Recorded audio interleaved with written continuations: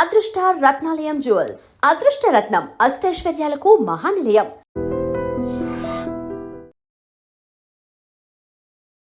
Hi నమస్తే, welcome to I dream. నేను మీ anchor Pratyusha. కర్మ గురించి ఇప్పటి వరకు అంటే పర్ఫెక్ట్ డెఫినేషన్ అనేది లేదనమాట. సో ఒక్కొక్కరు చెప్పుకుంటూ ఉంటారు. సో కర్మ గురించి తెలుసుకోవాల్సింది చాలా ఉంది, ఒక్కరోజు తెలుసుకునేది కాదు. సో కర్మ గురించి మరింత వివరంగా తెలుసుకుందాం. సో దీని గురించి క్లీన్ అండ్ క్లియర్గా ఎక్స్ప్లెయిన్ చేయడానికి ఈరోజు మనతో పాటు సూర్యకిరణ శర్మ మల్లాది గారు మనతో పాటు ఉన్నారు. ఆధ్యాత్మికవేత్త, జ్యోతిష శాస్త్రవేత్త. సో సార్తో మాట్లాడి మన విషయాలు తెలుసుకుందాం. నమస్తే గురుగారు.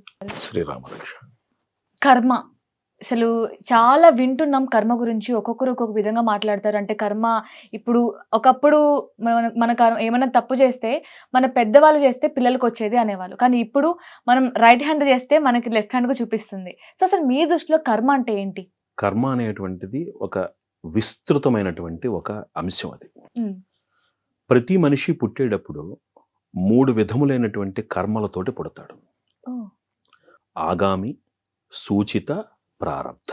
3 రకాలైన కర్మలు ఉన్నాయి. రాబోయేది, నాతో వచ్చేది, నేను చేసుకున్నది. 3 రకాలు. కర్మ అనేటువంటి దానికి ఇంకొక చిన్న అర్థం ఏమిటి అంటే మనం చేసేటువంటి ధర్మం. పని కాదు, ధర్మం. భోజనం చేయడం నీ ధర్మం. పెద్దవాళ్ళని గౌరవించటం నీ ధర్మం. పక్క వాళ్ళని ఆదరించటం నీ ధర్మం. పని వేరు, ధర్మం వేరు. ధర్మయుక్తమైనటువంటి పనికి పేరు కర్మ. ఇందాక ఒక మాట అన్నావు మీరు, ఒక చేత్తో చేస్తే ఇంకో చేతికి కనబడుతుంది అంటే ఇన్స్టెంట్ రిజల్ట్. చాలా మంది ఇన్స్టెంట్ కర్మ అంటూ పోస్టులు పెడుతున్నారు. ప్రతి పనికి ఒక రిజల్ట్ ఉంటుంది. మానవ జీవితంలో ఒక మనిషి ఒక జన్మని ఎత్తాడు అంటే ఒక కర్మని తీర్చుకుందు కోసం పుట్టాడు. తన పూర్వజన్మ కర్మను అనుసరించి ఈ జన్మలో అతనికి లభించేటువంటి ఫలితం కానీ, సౌఖ్యం కానీ, భవిష్యత్తు కానీ ఉంటుంది. అంటే మనం పూర్వజన్మలు చేసింది మనకి ఈ జన్మలో రిజల్ట్ ఉంటుంది. అదే అంటే ఈ జన్మ చేసిన తప్పులకి మనకి ఈ జన్మలో కర్మ చూపించింది. ఎగ్జాక్ట్లీ. చిన్న ఎగ్జాంపుల్ చెప్తాను. ఒకే ముహూర్తం. ఈరోజు 10వ తారీఖు, 10th January 2026, exactly at 10 AM. Okay, భారతదేశంలో 1,00,000 మంది పుడతారు కదా, అవునా? ఈ 1,00,000 మంది భవిష్యత్తు ఒకలాగే ఉంటుందా? ఎందుకని? వాళ్ళందరూ ఒకేసారి పుట్టారుగా. అందరిది లగ్నం ఒకటేగా, అందరిది లగ్నంలో ఉన్నటువంటి గ్రహస్థితి ఒకటేగా, అందరిది నవాంశ ఒకటేగా. కానీ అందరికీ కర్మలు ఎందుకు తేడాగా ఉన్నాయి? లాజిక్.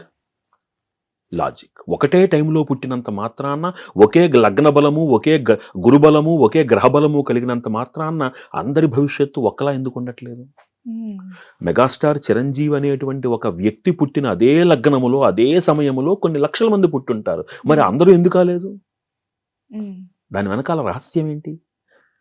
ఆగామి, సూచిత, ప్రారబ్ధ. ఏ ప్రారబ్ధ కర్మనైతే మనిషి తన వెంట తెచ్చుకుని ఈ భూమి మీద తన జన్మను ఎత్తుతాడో దానిని అనుభవించటం కోసమే మానవ జన్మను ఎత్తుతాడు. అసలు కర్మ లేదనుకోండి, ఇంకా కర్మఫలము అనుభవించడానికి మనిషి దగ్గర ఏదీ లేదనుకోండి, అతను మోక్షం పొందుతాడు. దానికి జన్మ ఉండదు, ఇంకా జన్మరాహిత్యము అంటారు. అంటే ఇప్పుడు ఫర్ ఎగ్జాంపుల్ మనం పూర్వజన్మలో చాలా తప్పులు చేసాం. సో దాని ఫలితంగానే ఇప్పుడు మనకి జన్మ ఉంటుంది. సో ఆ కర్మను మనం చేంజ్ చేసుకోవడానికి ఏమైనా అవకాశం ఉంటుందంటారా? వివేక చూడామణిలో శంకర భగవత్పాదుల వారు ఒక మాట అంటారు, జంతువునాం నరజన్మ దుర్లభం. 4 కాళ్ళ మీద నడిచేటువంటి జీవి, 10 కాళ్ళ మీద నడిచేటువంటి జీవి, 2 కాళ్ళ మీద నడిచేటువంటి మనిషి, అందరికీ ఆకలి, నిద్ర, కోరిక, కోపం అన్నీ ఒకటే. అంతేనా? పాము కోపం వస్తే కాటేస్తుంది, సింహానికి కోపం వస్తే తినేస్తుంది, మనిషి కోపం వస్తే అరుస్తాడు, అన్నీ కామన్. బట్ వాటికి నాకు తేడా ఏమిటి? మేధస్సు, అప్లికేషన్. వాడి దగ్గర మేధస్సు ఉంది కానీ అప్లికేషన్ లేదు. నా దగ్గర అప్లికేషన్ ఉంది. నా అప్లికేషన్ని నేను ఎంత సవ్యంగా వినియోగిస్తానో నా కర్మని నేను అంత సజావుగా ముందుకు తీసుకువెళ్తాను. పూర్వజన్మలో చేసిన దానికి ఈ జన్మలో నేను ఏదోటి అనుభవిస్తున్నాను అనుకుందాం. మరి ఈ జన్మలో చేసిన దానికి కూడా కొంత నేను పోగేసుకుంటున్నాను కదా, అవునా? ఎవరికో ఒకరికి మాంసాహారం ఇష్టం, వాడు ఆదివారం రాగానే చక్కగా పొద్దుటే లేచి ఒక కోడినో మేకనో చంపేస్తాడు, చక్కగా తింటాడు. దాన్ని పట్టుకుంటున్నాడుగా. ఆ రుచి కోసం ప్రాకులాడినటువంటి వాడు దాన్ని తిన్న పాపాన్ని అంటకట్టుకుంటున్నాడుగా. అంటుకుంటున్నాడా లేదా? శాస్త్రం అదే చెప్తుంది. కర్త కారయీత చేవ ప్రేరకోను మోదుకశ్చ సుకృతం దుష్కృతం చేయవ చత్వారి సమభాగిన. ఇప్పుడు వెంటనే ఈ జనరేషన్ జెన్జీ అనుకోండి, ఈ జనరేషన్లో నుంచి వచ్చే నెక్స్ట్ ప్రశ్న, నేను చంపలేదుగా, కానీ చంపినవాడు నీకోసమేగా చంపాడు, నువ్వు కొంటావు అనే నమ్మకంతోనేగా చంపాడు. కర్త కారయిత, నువ్వు కారణం, వాడు కర్త. కర్త కారయిత చేవ. ఇప్పుడు ఇంట్లో ఒక ఆవిడ, ఒక ఇల్లాలు, మా ఆయనకి ఈరోజు చికెన్ అంటే ఇష్టం అంది. ఓకే, చక్కగా ఒక చికెన్ కోసేసింది, లేదా కోసేసిన దాన్ని కొంది శుభ్రంగా అందరూ తిన్నారు. ఇప్పుడు ఆ భర్త పొగిడాడు, అద్భుతంగా చేశామన్నాడు. ఈవిడికి ఉత్సాహం వచ్చింది, 2వ వారం 2 కోసేసింది ఆవిడ. అనుమోదకుడు అంటే ఎవరు? దాన్ని ప్రోత్సహించినవాడు, ఇది చెయ్యమని ప్రేరేపించినవాడు, చేసినవాడు, చెయ్యడానికి కారణమైనవాడు. అందరూ, అది మంచి పనైనా చెడ్డ పనైనా అందరికీ ఒకటే భాగము అంటుంది శాస్త్రం. అంటే ఈవెన్ తప్పులో అయినా సరే తప్పుని సమభాగ్యంగా అందరూ పంచుకుంటారు. అండ్ మంచి పని అయినా సరే నలుగురికి మంచి పని. అరే నువ్వు ఒక పూజకి వెళ్ళరా అని ఎవరో వెనకాల చెప్తారు, వాళ్ళ మాటని పట్టుకుని మీరు గుడికి వెళ్తారు. అక్కడ సముపార్జించిన పుణ్యం మీరెంత సంపాదిస్తారు, పంపించిన వ్యక్తి కూడా అంతే సంపాదిస్తారు. ఓకే, మీరు చెప్పింది బానే ఉంది. అంటే మనం మంచి పని చేస్తే మనం డైరెక్ట్ గా కారణం కాకపోయినా మనకు సంబంధించిన వాళ్ళ కారణమైనా సరే దానికి మనకు కూడా సమానమైనటువంటి భాగం వస్తుంది. కానీ ఈ మధ్య కాలంలో చూస్తే చాలా మంది, ఇప్పుడు నేను అన్ని మంచి పనులే చేస్తున్నాను, అంటే మా నాన్న మంచి పని చేయకపోయినా నేను అందరికీ హెల్ప్ చేయడం కావచ్చు, నాకున్న దాంట్లో అందరికీ పంచి నేను హ్యాపీగా ఉంటున్నా. బట్ నాకు మాత్రం అన్ని కష్టాలే అనుకునే వాళ్ళు చాలా మంది ఉన్నారు. మరి వారెందుకు కర్మ ఫలించట్లేదు? ఇందాక మనం ఒక ప్రశ్నకి సమాధానం పూర్తి చేస్తే దీనికి ఆన్సర్ వస్తుంది. ఓకే, ఈ జన్మలో నేను చేసుకునేటువంటి పూర్వజన్మలో ఉన్నటువంటి కర్మదోషాన్ని ఈ జన్మలో నేను దాన్ని నివృత్తి చేసుకోగలమా? ఇందాక ప్రశ్న. అవును, కరెక్ట్. ఆ నివృత్తి చేసుకునేటువంటి ఆ మార్గాలే ధర్మ మార్గాలు. ఒక పని నేను చేస్తున్నప్పుడు ఇక్కడ కొంచెం స్పర్ధ కలుగుతుంది మన ఆలోచనల్లో. నేను ఒక పని చేస్తున్నాను, ఆ పని చేయడం వల్ల నాకు పాపమా పుణ్యమా ఓటమా గెలుపా నాకు తెలియదు. అలా అని నాకు అనుకూలంగా ఉంటానే నేను ఆ పని చేస్తాను అని కూడా అనలేము. నా ధర్మము నా కర్మ నేను చేసుకుంటూ ముందుకు వెళ్ళిపోవాలి. కర్మణ్యేవాధికారస్తే మా ఫలేషు కదాచన, చేసుకుంటూ వెళ్ళిపోవాలి. ఫలితం ఏదైనా భగవంతుడికి వదిలేయాలి. ఈ నేపథ్యంలో జరిగేటువంటి ఆ కర్మయందు లభించేటువంటి పాపము లేకపోతే పుణ్యము అది ఖచ్చితంగా మనల్ని వరిస్తుంది, సందేహమే లేదు. తెలియక, ఇప్పుడు చిన్న ఎగ్జాంపుల్, నాకు తెలియకుండా నేను స్టవ్ మీద చేపెట్టానండి, అది వేడిగా ఉంది, నాకు కాలలేదు, నాకు తెలియకుండా పెట్టాను కాబట్టి కాలలేదు అని అంటామా? తెలిసినా తెలియకపోయినా అక్కడ చేపెడితే కాలుతుంది. అవగాహన ఉన్నా లేకపోయినా ఒక చెడ్డ పనిలో మనకి భాగస్వామ్యం దొరికితే ఆ పాపం అంటే తీరుతుంది. మరి దీన్ని ఎలా నిష్కృతి చేసుకోవాలి? దానికి గాను మనం చేసేటువంటి ధర్మ కార్యక్రమాలు, మనం చేయవలసినటువంటి పరోపకారము, మనం చేసేటువంటి భూతదయ. ఇప్పుడు భూతదయ అన్నాను అనుకోండి, వెంటనే ఏం చేస్తారంటే కుక్కల్ని, అంటే అన్ని జంతువుల యందు మనకి అనురాగం ఉండాలి, ప్రేమ చూపించాలి, వాత్సల్యం చూపించాలి, దేన్ని తృణీకరించకూడదంటే రేపు ఇంట్లో 10 కుక్కలు తయారవుతాయి. భూతదయ అంటే ప్రతిదాన్ని హక్కును చేర్చేసుకోవడం కాదు. ఇప్పుడు బయట ఒకడు అన్నం ఆకలితో అన్నారుతున్నాడు, ఒక అతను ఆకలేస్తుంది, మీరు తీసుకొచ్చి ఇంట్లో పెట్టేసుకుంటారా? పెట్టుకోం. అతనికి ఆ సమయానికి అన్నాన్ని అందించి అతను ఆకలి తీరుస్తాం, అంతే భూతదయ. వాటిని ఇంట్లో పెంచేసుకోమని కాదు. అంటే అర్థం ఏమిటంటే మన లిమిటేషన్స్ని మనం ఎరిగి మన పరిధిలో మనం చేసేటువంటి మంచి పని ఎప్పుడూ మంచి ఫలితాన్నే ఇస్తుంది. ఒక్కోసారి ఏమవుతుందంటే తెలియకుండా చేసినటువంటి చెడ్డ పనులు ఈ అధికంగా చేసిన మంచి పనుల యొక్క ఆ దుష్కర్మని, అధికంగా చేసినటువంటి మంచి పనుల యొక్క సత్కర్మతోటి దాన్ని నల్లిఫై చేసే అవకాశం ఉంటుంది. ఉదాహరణ, ఒకసారి అంటాం మనం, రోడ్డు మీద వెళ్తూ ఉంటారు, ఓకే, ఎదురుగుండా ఒక వ్యాన్ వస్తుంది, మిమ్మల్ని గుద్దేపోయింది, లాస్ట్ మినిట్లో తప్పించాడు.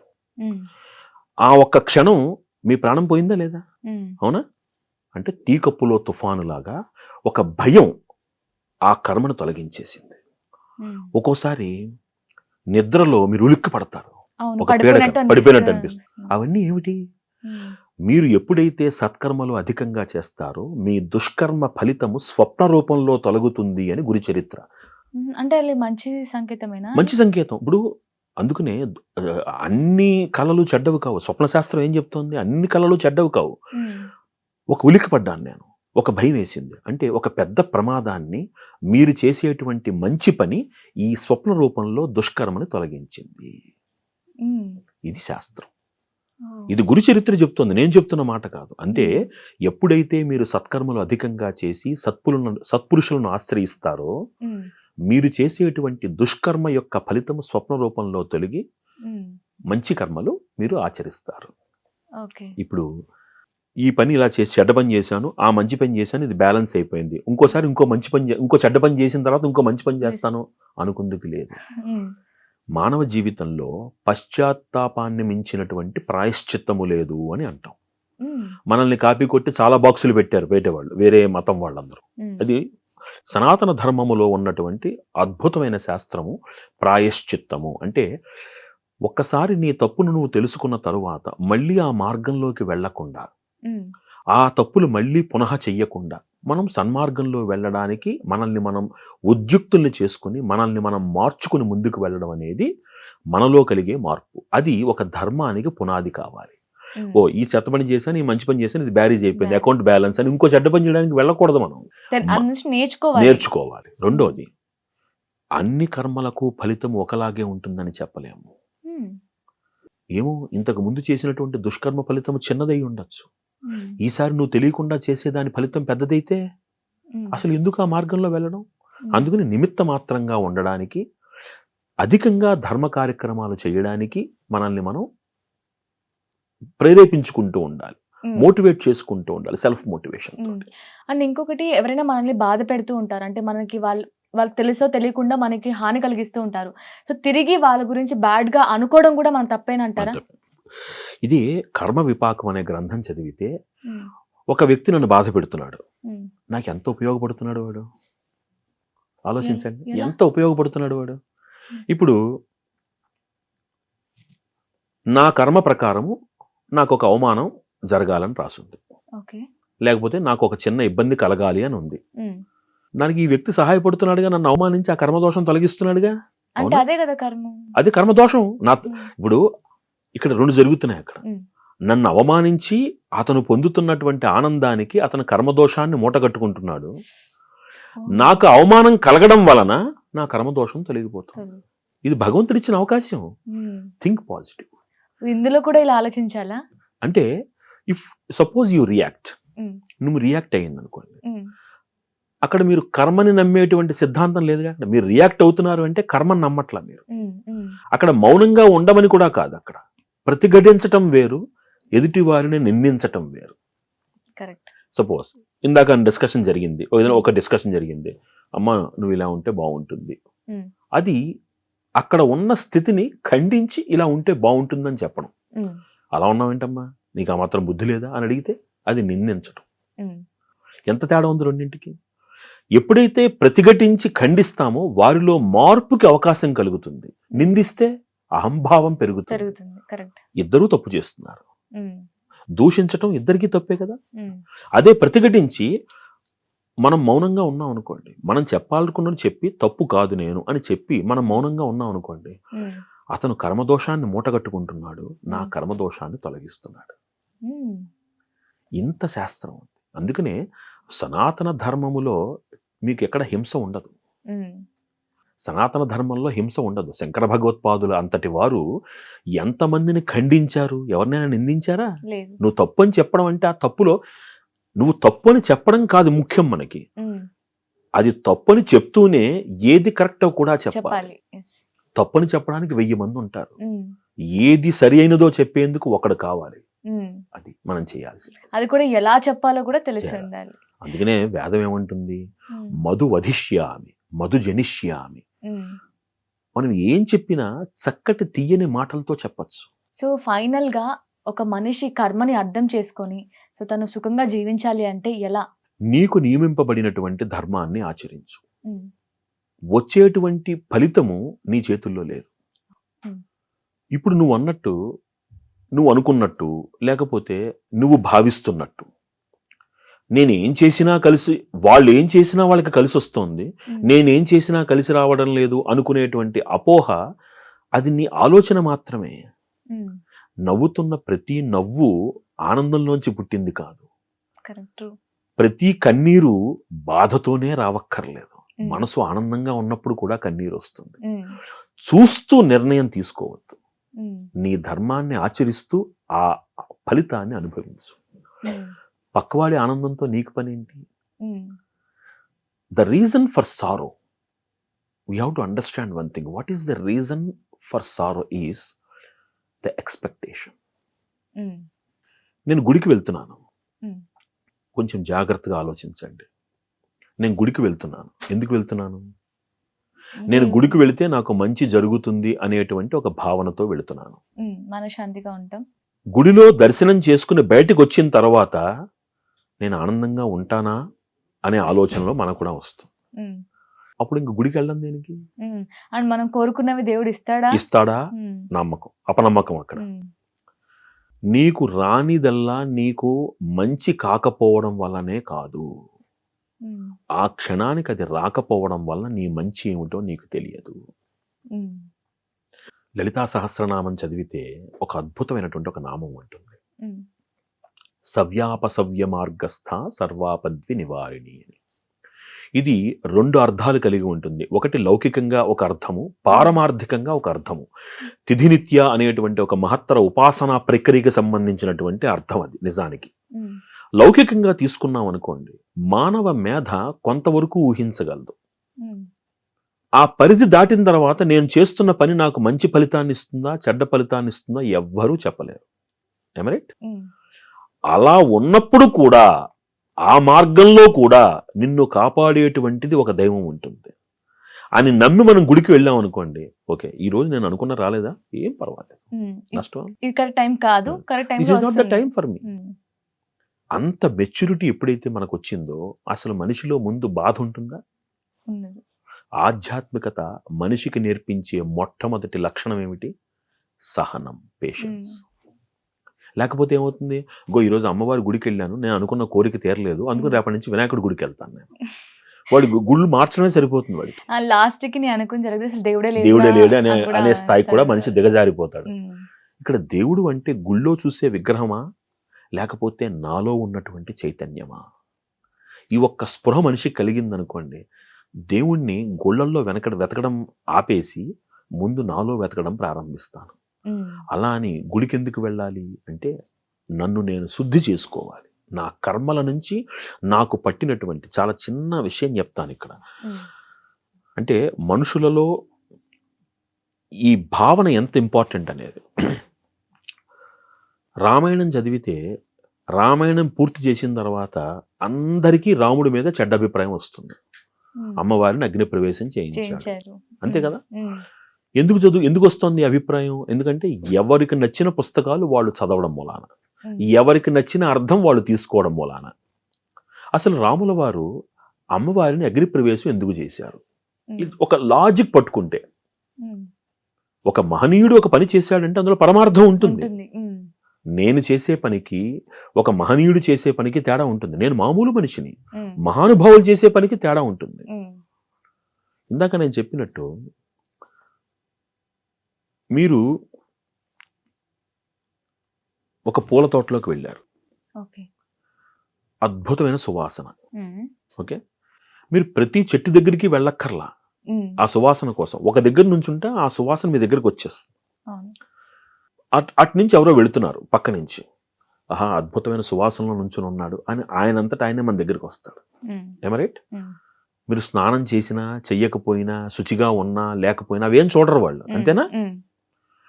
మీరు చక్కగా స్నానం చేశారు, సెంటు కొట్టుకున్నారు, బురద పక్కన నుంచున్నారు, అటు పక్కన వెళ్ళేవాడు మిమ్మల్ని చూడడానికి కూడా దగ్గరికి రాడు. ఏ తప్పే ఉంది, మీరు స్నానం చేశారుగా, రావడానికి ఇబ్బంది ఏంటి? ఉన్న ప్రదేశం అంటే సాంగత్యము.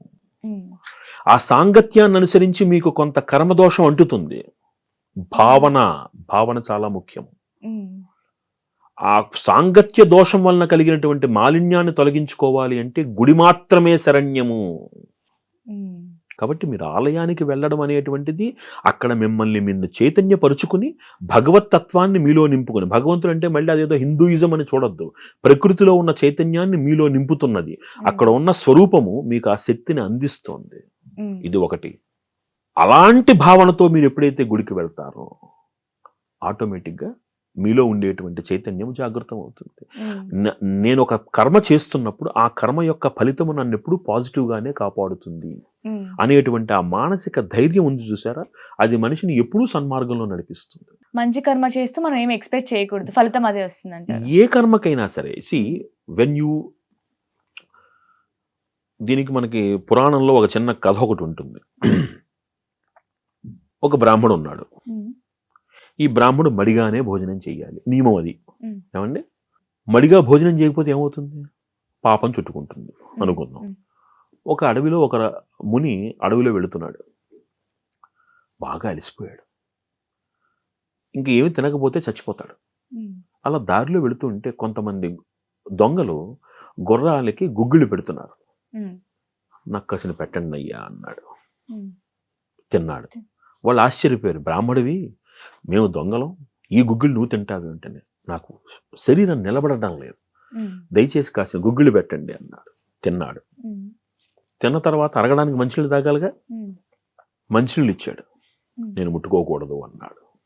అదేమిటయ్యా, నా గుగ్గిళ్ళు పనిచేసే కానీ మంచినీళ్ళు పనిచేయవా అని అడిగాడు. శరీరం కలుధర్మ సాధనం. ఈ శరీరం ఎందుకు ఇచ్చింది భగవంతుడు, ఎందుకు ఇచ్చాట అంటే ధర్మము చేయడం కోసం ఇచ్చాడు. ఇందాక నేను ఆ గుగ్గిళ్ళు తినకపోతే నా ప్రాణం పోయి ఉండేది. అక్కడ ఆ గుగ్గిళ్ళు తినడం నా ధర్మం, అక్కడ పాపము నేను ఆలోచించలేదు. ఎందుకని, దీని తర్వాత నేను ధర్మ సాధన చెయ్యాలంటే ముందు నా శరీరంలో ప్రాణం నిలబడాలి, అందుకని గుగ్గిళ్ళు తిన్నాను. ఇప్పుడు నాకు ఓపిక వచ్చింది కదా, ఓపిక ఉన్న తర్వాత ఇంకా అధర్మం చేయకూడదు. అంటే సమయాలను బట్టి ఆయా ప్రాంతాలని మన శక్తిని అనుసరించి మనం చేసే కర్మకి ఒక్కొక్కసారి దోషం అంటదు. ఇది తర్వాత ధర్మానికి పునాది అవుతోంది మనకి. కాబట్టి ఆ ప్రదేశాన్ని, ఆ సంస్కారాన్ని, ఆ కారణాన్ని కూడా ఆచితూచి మన మనస్సు ఎప్పుడైతే నిర్మలంగా ఒక పని చేస్తుందో ఆ సత్ఫలితం యొక్క సత్కార్యము, ఆ సత్క్రియ యొక్క సత్ఫలితము మనల్ని ఎప్పుడూ కూడా వెన్నంటి ఉండి కాపాడుతూ ఉంటుంది. ఇది కర్మ యొక్క సిద్ధాంతం. ఇంత నిశితంగా ఉంటుంది అంటే ఆలోచన కూడా కర్మకి సాధనం అవుతుంది. అసలు తెలుసుకుంటుంటే చాలా డెప్త్ గా ఉంది. కర్మ గురించి తెలుసుకోవడం చాలా కష్టం కదా. చాలా కష్టము ఒకటి. ఇంకొకటి మనకి శాస్త్రం ఒక మాట చెప్తుంది, బాహ్య వ్యభిచారము కంటే మానసిక వ్యభిచారము అత్యంత పాపకరము అని. ఒకళ్ళు ఒక దోషం చేస్తున్నారు, ఆ దోషం కనబడ్డానికి ఒక దోషం అది, కానీ ఒకడు భావనలో దోషం చేస్తున్నాడు, పైకి నవ్వుతూ కనబడుతున్నాడు, మంచిగా కనబడుతున్నాడు, వాడికంటే వీడి పాపం ఎక్కువ. ఆలోచనకి అంత ప్రాధాన్యం ఇవ్వబడింది. ఎందుకని, ఆలోచన మాత్రమే మనిషిని ముందుకు నడిపిస్తుంది. అందుకనే పెద్దవాళ్ళు ఒక అద్భుతమైన మాట చెప్తారు, మనిషి వెళ్ళిన చోటికి మనసు వెళ్ళకూడదు, మనసు వెళ్ళిన చోటికి కన్ను వెళ్ళకూడదు, మళ్ళీ కన్ను వెళ్ళిన చోటికి మనిషి వెళ్ళకూడదు. ఎంత నిశితంగా చెప్పారో చూడండి. మనిషి వెళ్ళిన చోటికి మనసు వెళ్ళకూడదు, మనసు వెళ్ళింది అనుకో అక్కడ కన్ను వెళ్ళకూడదు, కన్ను వెళ్ళిన చోటికి మళ్ళీ మనిషి వెళ్ళకూడదు. ఏమవుతుంది, మళ్ళీ రొటేషన్ అయిపోతుంది, అది ప్రతిదీ ఆకర్షణీయం అయిపోతుంది, ప్రతిదీ కావాలనిపించేస్తూ ఉంటుంది. ఆ స్థితికి మనిషి వెళ్ళగాలి. ఇప్పుడు ఆలోచనలో పాపాన్ని చుట్టుకుంటున్నాడు వాడు. కాబట్టి అలాంటి అనాలోచితమైనటువంటి కర్మలు చెయ్యకుండా దుర్లభమైనటువంటి మానవ జన్మ, పక్క వాళ్ళతో నవ్వుతూ మాట్లాడితే మనకి నష్టమయ్యేది ఏముంది? ఇంకా మంచి జరుగుతుంది కదా. ఎదుటి వాళ్ళని ఎప్పుడు అవమానించాలని భావించడం దేనికి? ఎదుటివాడికి ఎప్పుడు ఏమీ తెలియదు అనుకోవడం దేనికి? ఎదుటివాడిని, అందుకే వివేకానందుడు ఒక మాట అంటాడు, ఎదుటి వ్యక్తి నీకన్నా గొప్పవాడైతే నువ్వు జ్ఞానం నేర్చుకో, ఎదుటివాడు నీతో సరిసమానము అనుకుంటే నీకు తెలిసింది అతనికి చెప్పు, అతనికి తెలిసింది నువ్వు నేర్చుకో. ఎవరిని తక్కువగా అంచనా వేయకూడదు. Nobody can be under estimated. అర్థమైందా? అంటే ఒక వ్యక్తిని గౌరవించటం ఎంత గొప్ప మాట నిజంగా. అంటే మనకు తెలియని తెలుసుకుంటాం, మనకు తెలిసింది ఇంకొకరికి నేర్పుతాం. ప్రపంచంలో ఏ వ్యక్తి నాకు అన్నీ తెలుసు అనుకునేటువంటి వాడు పుట్టాడు. గుర్తుపెట్టుకోండి, నిన్ను నువ్వు నేర్చుకోదగినటువంటి పరిస్థితిని భగవంతుడు ఎప్పుడూ కల్పిస్తాడు. కానీ గౌరవించటం మటుకు అందరినీ గౌరవించాలి. నేను మొన్న ఏదో ఒక టీవీ ఇంటర్వ్యూలో కూడా ఒక మాట చెప్పాను. అందరూ డాక్టర్లు అయితే ఇంజనీర్లు ఎవరు ఉంటాడు? ఇప్పుడు ఒక డాక్టర్కి ఇల్లు కట్టుకోవాలి, ఎవరి దగ్గరికి వెళ్తాడు? ఇంజనీర్ దగ్గరికి వెళ్తాడు. ఒక ఇంజనీర్కి రోగం వచ్చింది, ఎవరి దగ్గరికి వెళ్తాడు? డాక్టర్ దగ్గరికి వెళ్తాడు. వీళ్ళిద్దరికి చెప్పులు దిగాయి, ఎవరి దగ్గరికి వెళ్తాడు? చెప్పులు కుట్టేవాడి దగ్గరికి వెళ్తారు. So nobody can be underestimated or undervalued. ఎవరి జ్ఞాన పరిధి వాళ్ళది. నాకే అన్నీ తెలుసు అనుకోవడం, నాకు తెలియందా అని అనుకోవడం చాలా పొరపాటు. అలాంటి భావనలో నుంచి ఎదుటి వాళ్ళతోటి మాట్లాడే తీరులో మనిషికి మార్పు వచ్చేస్తుంది. చులకనగా మాట్లాడతాం, తక్కువగా ఇవన్నీ కర్మదోషానికి హేతువులు. ఎవడో దొంగతనమో ఇంకోటో చేసి అవే కర్మదోషాలా? కాదు, మాట కూడా కర్మకి కారణమవుతుంది. అందుకని మంచిగా మాట్లాడాలి, మంచిగా స్వాగతించుకోవాలి. ముందు మనస్సుని, ఇప్పుడు నేను మీకు ఒక నమస్కారం చేయాలి, నేను మీకు ఒక నమస్కారం చెయ్యాలి అంటే ముందు నా మనస్సులో మీరు నాకన్నా గొప్పవారు అని నేను నిర్ణయం అయితేనే మనస్ఫూర్తిగా నమస్కారం చేస్తాను. లేకపోతే హాయ్ అంటాను. అంతేనా? ఈ హాయ్ అనేది నాలో అహంకారాన్ని చంపట్లా, కానీ సవినయపూర్వకంగా నేను ఎప్పుడైతే నమస్కారం చేస్తున్నానో నాలో అహంకారాన్ని చంపుకుని నమస్కారం చేస్తున్నాను. అప్పుడు నాలో భావ మాలిన్యము లేదు, అది కర్మదోషము అంటకుండా కాపాడుతుంది. భావ మాలిన్యము లేకుండా, కర్మ మాలిన్యం కాకుండా, కర్మ భ్రష్టత్వం కాకుండా ఇన్ని జాగ్రత్తలు పడితే మనిషి కర్మదోషం అంటకుండా బతుకుతాడు. ఈ కాలంలో అవి సాధ్యం కావు. అప్పుడు ఏం చేయాలి? సత్కార్యాలు చేసుకుంటూ వెళ్ళాలి, మిమ్మల్ని మీరు పవిత్రం చేసుకుంటూ వెళ్ళాలి. అందుకే ఆలయాల్ని సందర్శించాలి, పురాణాల్ని వినాలి. ఎందుకని? శ్రవణము వింటూ ఉంటే. ఇక్కడ ఈ కర్మకి సంబంధించినటువంటి ఒక చిన్నది, మీ టైం పెద్దదైనా చెప్పాలి. మన చిన్నతనంలో, అంటే మీ వయసు కంటే మా చిన్నతనంలో, మన పూర్వీకుల చిన్నతనంలో మనకి దృశ్య మాధ్యమాలు లేవు, అంటే విజువల్ మీడియాస్ లేవు. అనా వినేవాళ్ళు పెద్దవాళ్ళు ఎప్పుడు మంచి మాట చెప్తూ ఉండేవారు. హరికథలని, బుర్ర కథలని, లేకపోతే ఒక ఇంట్లో పెద్దవాళ్ళు పడుకోబెట్టుతూ ఒక మంచి కథలు చెప్పడం అని వాళ్ళల్లో ఒక రకమైన చైతన్యం నిండుతూ ఉండేది. ఓహో మంచి, ఇది చెడు, ఇది మంచి. ఎప్పుడైతే దృశ్య మాధ్యమాలు వచ్చాయో, విజువల్ మీడియా వచ్చిందో, the most powerful element on the earth which can influence the minds of the people is visual media. ఇప్పుడు పాతకాలం సినిమాలు చూడండి, ఒక వ్యక్తిని హత్య చేస్తున్నాడు అనుకోండి, ఆ వ్యక్తి ఇలా చేతి పైకెత్తిన తర్వాత వెంటనే సీన్ కట్ అయ్యేది, వాడి ఫోటోకి ఒక దండ పడేది.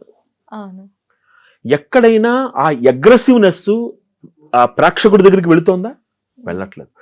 ఏమవుతుంది? అక్కడ ఆ వ్యక్తి క్రోధంతో ఉన్న వ్యక్తి నెక్స్ట్ ఇమ్మీడియట్ గా ఆ విజువల్ మీడియా అతను ఏం చేస్తుంది? సానుభూతికి దారితీస్తుంది.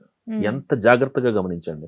కానీ ఇప్పుడు మన హీరోలు ఒకరినే పొడిచి ఆ రక్తపు చుప్పలు వాడి మీద పడి, అది కూడా ఒక్కొక్క బొట్టు పడి, ఇప్పుడు చూసేటువంటి వాడి మనస్సులో ఎంత క్రూరత్వం నిండుకుంటుంది, ఈ పిల్లల్లో ఎంత మానసికమైనటువంటి దౌర్బల్యం పెరుగుతుంది.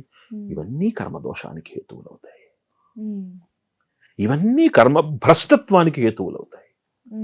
కర్మ అంటే ఇంత జాగ్రత్తగా ఆలోచించాలి, ఇంత జాగ్రత్తగా మనం దానిని అనుసరించాలి, ఇంత జాగ్రత్తగా మనం మన తర్వాత తరాలకు అందించాలి. ఇట్స్ నాట్ అదేదో it's not a subject, it's a practice. అంటే ఒక రోజు విని ఇలా ఒక వీడియో చూస్తే అర్థమయ్యేది కాదు నాకు. ఎందుకు సనాతన ధర్మాన్ని జీవన శైలి ఒక నాగరికత అంటారు అంటే ఎందుకే? చాలా చక్కగా చెప్పారు. It is there in the every practice of your every action. Thank you గురుగారు, చాలా చక్కగా వివరించారు. Thank you so much. శ్రీరామరక్ష. And for more videos, please subscribe to iDream. Please subscribe to iDream. Please subscribe iDream. And please subscribe to iDream. For more videos, subscribe to iDream. please like, share and subscribe to the channel. Congratulations, iDream. Subscribe to iDream. Subscribe to iDream. So subscribe to iDream Media. iDream ki iDream team andarki huge congratulations. Please subscribe iDream Media. Please subscribe to iDream. Subscribe iDream. Please subscribe to iDream. iDream అంటే నా కళల channel subscribe చేసుకున్న నోరు తిరుగుతలేదు, మీరైతే గంట గుర్తు కొట్టండి. For more such videos, please subscribe to iDream. Subscribe to iDream. Please subscribe to iDream. Please subscribe iDream Media. Please do subscribe to iDream. Please subscribe to iDream Media. For best entertainment and information, please subscribe iDream. And don't forget to subscribe to iDream.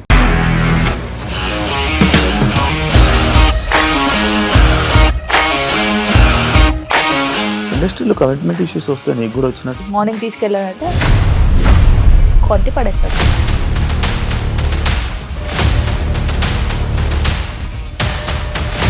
ఒక్కళ్ళు కూడా చూడలేదు ఈ cinema అని చెప్పడానికి కూడా చాలా ధైర్యం కావాలి. అది నిజం కదా, దాంట్లో ధైర్యం ఏంటి? ఇది నెక్స్ట్ డే ప్లేట్ మార్చేస్తే తప్పు కదా. As of now we are comfortable this అని నేను అనుకుంటున్నాను. రష్మిక గారిది మీది ఒకే ఊరంట కదా. నీకు కోపం వచ్చిందంటే బాగా తిట్టేత్తరా? తిట్టేద్దామండి. నిజంగా గేమ్ ని ఎలా చేంజ్ చేయగలిగారు? ఏపీఎస్ఎఫ్సి వాళ్ళకి 6 నెలల్లో నేను 6 లక్షలు కట్టా. బిజినెస్ చేయాలనుకుంటే it is as difficult as riding a tiger.